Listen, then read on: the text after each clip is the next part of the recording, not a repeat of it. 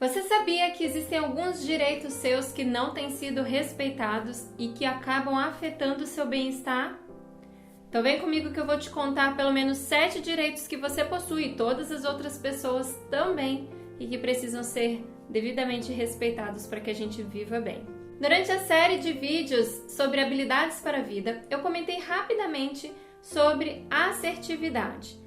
Provavelmente eu tenha falado dela no vídeo sobre comunicação eficaz e relacionamento interpessoal. A assertividade tem a ver com um conjunto de comportamentos e atitudes que eu emito na relação com as pessoas, em que eu me respeito e respeito ao outro ao mesmo tempo. Isso significa que tanto eu quanto o outro possuímos direitos que precisam ser respeitados.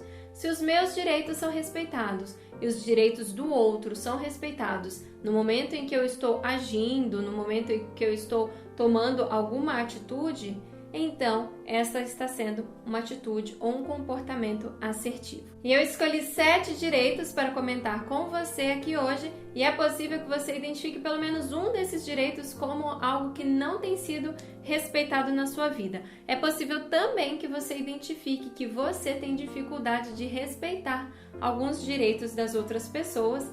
E eu espero que com este vídeo você possa repensar a forma como você lida com esses direitos específicos. E o primeiro deles é o direito a dizer não.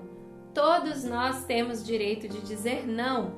Nós não somos obrigados a dizer sim para tudo, para todos, acumularmos uma série de funções, tarefas e obrigações por dificuldade de negar pedidos ou negar favores.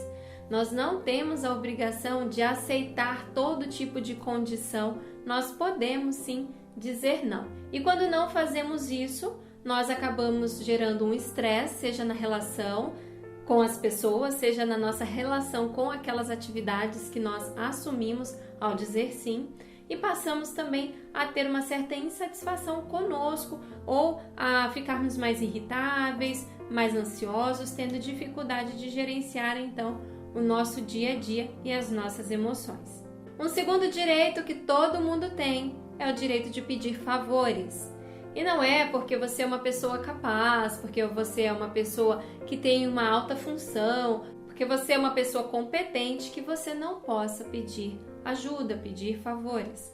Todos podemos. E eu vejo, por exemplo, muitas mulheres sofrendo por não pedir ajuda, por não pedir favores, por não delegar tarefas, quando elas poderiam fazer isso e diminuir o estresse do seu dia a dia.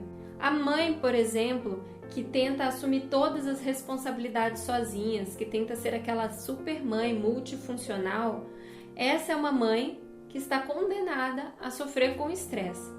Porque, obviamente, como seres humanos, nós temos limites. Mas a pessoa que não consegue delegar aos outros algumas atividades ou pedir ajuda em situações em que ela precisa de ajuda, ela acaba se sobrecarregando, ultrapassando seus limites e com isso gerando sofrimento. De certa forma, pedir ajuda e dizer não acabam sendo direitos que, se nós nos apropriamos deles, nos ajudam bastante a evitar a produção de estresse no nosso dia a dia. O terceiro direito que eu escolhi para falar aqui hoje é o direito de expressar e experimentar os próprios sentimentos e emoções. Talvez você tenha sido criado naquela cultura que dizia assim: eu vou te dar um bom motivo para você chorar, ou então engula esse choro, e tirava de você já na sua infância o seu direito de experimentar e expressar as suas emoções.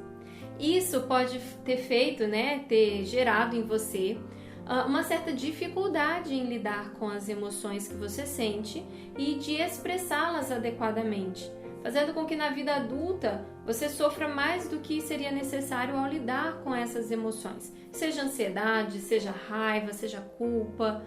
Quando nós não temos esse treino de expressar adequadamente as nossas emoções, entrar em contato com as emoções pode ser algo perturbador. Mas não importa, se isso foi um problema lá na infância, não significa que vai ser para o resto da sua vida. Agora que você sabe que você tem esse direito, você pode assumi-lo como seu e fazer com que ele seja preservado no dia a dia, buscando aprender as melhores maneiras de entrar em contato com as suas emoções e expressá-las. Agora, se você é alguém que tem dificuldade em lidar com as emoções do outro, lembre-se, o outro também tem o direito de sentir e expressar aquilo que sente. E o fato do outro sentir algo e expressar isso não diz nada sobre você, mas sobre o outro. Se eu, por exemplo, fico chateada com o meu marido, fico triste, aquela tristeza diz respeito a como eu lido com a situação. Não é um atestado de que o meu marido é alguém ruim, só porque eu fiquei triste, só porque eu me chateei. Não, diz respeito a como a Karine lida com aquela situação que ocorreu envolvendo o marido dela. Então, fique tranquilo, às vezes a gente tem dificuldade em lidar com as emoções das outras pessoas, porque de acordo com a forma como o outro se sente, a gente já assume um julgamento negativo sobre nós mesmos. Mas as pessoas têm o direito de sentir-se de diferentes maneiras, nas diferentes circunstâncias, e isso não tem necessariamente a ver com sermos ou não pessoas boas ou pessoas ruins. Tem a ver com a forma como elas lidam com a própria vida e a forma como elas se relacionam com as coisas que acontecem com elas. Então você pode respeitar e permitir ao outro que o outro sinta e expresse aquilo que sente. Nós também temos o direito de nos determos e pensar antes de agir. E para alguns pacientes eu enfatizo que isso é um direito, então ela não precisa ou ele não precisa sair fazendo as coisas de forma atropelada, impulsiva. Não, você pode parar, respirar, pensar e depois agir. Além da impulsividade que muitos acabam tendo aí como característica e que fazem com que eles se atropelem e façam as coisas sem pensar cuidadosamente, existem também situações em que nós nos sentimos pressionados pelos outros a tomar uma decisão, a agir de forma muito rápida, e é importante que saibamos nesses momentos que nós temos sim o direito de parar e pensar antes de agir. Ninguém tem o direito de exigir que você dê uma resposta imediatamente sobre algo, se aquele algo requer uma certa análise e você precisa parar para pensar com calma sobre qual vai ser a sua posição, qual vai ser a sua resposta acerca daquilo. Então você tem o direito de pensar, se deter antes de agir e as outras pessoas também. Talvez você tenha muita pressa de que o outro corresponda àquilo que você está pedindo ou àquilo que você está demandando, perguntando, mas o outro também é alguém que tem o direito de parar, se deter e pensar antes de agir. O quinto direito que eu separei é o direito de mudar de opinião. Sim, você pode mudar de opinião e as pessoas podem mudar de opinião. Algumas pessoas ficam chateadas quando o outro muda de opinião. Porque aquela pessoa é falsa, porque aquela pessoa é hipócrita, porque aquela pessoa me enganou. Não, mas as pessoas às vezes mudam de opinião, sabe por quê? Porque as pessoas mudam. Simplesmente por isso. As pessoas não são hoje o que elas eram há 2 semanas, 2 meses, 2 anos atrás. E, consequentemente, as opiniões delas também podem não ser as mesmas. Então, as pessoas mudam de opinião e isso não tem a ver com serem pessoas falsas, com serem pessoas hipócritas. São apenas pessoas e, por serem pessoas, elas mudaram. Agora, você também pode se permitir mudar de opinião. O fato de você mudar de opinião não implica em você ser uma pessoa fraca que não mantém a sua palavra. É óbvio que se você tem um compromisso, se você tem um contrato com alguém, há algumas consequências em mudar de opinião. Uma quebra de contrato vai ter ali o seu ônus, não é verdade? E você, como um ser que se responsabiliza pelas suas ações, deve, obviamente, assumir o ônus dessa mudança de opinião. Mas é um direito seu mudar de opinião e você pode assumi-lo sem tratar isso como sendo um problema, como sendo um defeito ou uma fraqueza. O sexto direito pode parecer bobagem para algumas pessoas, mas para outras é algo difícil de se garantir. É o direito de obter aquilo pelo que se paga. E ainda que alguns possam estar impressionados, como assim a pessoa não acha que é direito dela obter aquilo pelo qual ela pagou? Outros sabem como é difícil fazer valer esse direito. Sabe quando você vai num restaurante e a pessoa erra o seu pedido? Traz para você uma coisa que não foi o que você pediu? Você não é obrigado a comer aquilo se não foi aquilo que você pediu. Você pode, de forma gentil, solicitar que o garçom vá até a cozinha e corrija o seu pedido e solicite a cozinha que faça o pedido corretamente. Às vezes você compra algo pela internet e chega um pouco diferente, danificado, ou não é exatamente aquilo que estava lá no anúncio. É um direito seu entrar em contato com a pessoa que te vendeu e dizer a ela que você gostaria de fazer a devolução ou solicitar aquilo que faltou ou reparo daquilo que por alguma razão veio com defeito. É um direito que nós temos obter aquilo pelo que nós pagamos, e isso é garantido a nós até pelo Código de Defesa do Consumidor.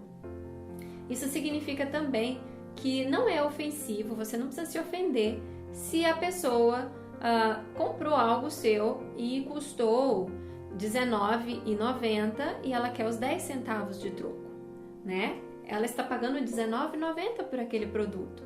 Não é mesquinharia dela querer os 10 centavos de troco, afinal de contas, os 10 centavos pertencem a ela, tá? Quando nós fazemos o julgamento do outro, nós também precisamos ser cuidadosos. É um direito do outro obter aquilo pelo qual ela paga e que ela pague apenas o que é justo por aquilo que ela está obtendo ali. E por fim, todos nós temos o direito de fazermos menos do que somos humanamente capazes. Isso é um desafio para pessoas muito competentes, porque elas querem sempre fazer mais, e fazer menos pode soar medíocre, pode soar como inadequado, como fraqueza, como ruim, e elas não querem nem um pouco associar a sua imagem com isso. Mas o fato é que nós não precisamos viver com a corda no pescoço, viver no limite das nossas condições. Nós podemos sim fazer menos do que somos humanamente capazes. Podemos nos contentar em fazer algo suficientemente bom e não absolutamente o melhor. Porque às vezes a energia que você precisa para fazer aquilo que é absolutamente o melhor vai ser uma energia que você precisa direcionar para várias outras coisas na sua vida. E gastar toda essa energia ali pode torná-lo inapto para várias outras atividades que também são importantes para você.